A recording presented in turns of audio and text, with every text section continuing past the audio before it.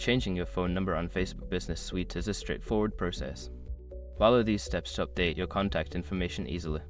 Step 1. Open Facebook Business Suite. Launch the Facebook Business Suite app on your mobile device or access it through your web browser by visiting the Facebook Business Suite website. Step 2. Go to Settings.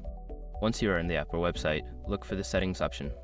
This is usually found in the menu or the sidebar, depending on the platform you are using. Step 3. Select Business Info. In the Settings menu, find and select Business Info. This section contains all the essential details related to your business account, including contact information. Step 4. Edit phone number. Don't continue before doing this. A lot of online accounts end up exposed to breaches without people even realizing it. Use SROG to constantly monitor your email and accounts and get alerted immediately if your information gets leaked online. It scans billions of breached records 24/7 in the background. And honestly, for a few dollars a month, it's something everybody should probably have. Link in the description. Step 5. Save changes.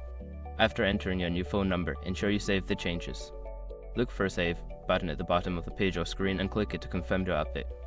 After completing these steps, your phone number will be updated in Facebook Business Suite. Make sure to check that the new number is correct and functioning properly.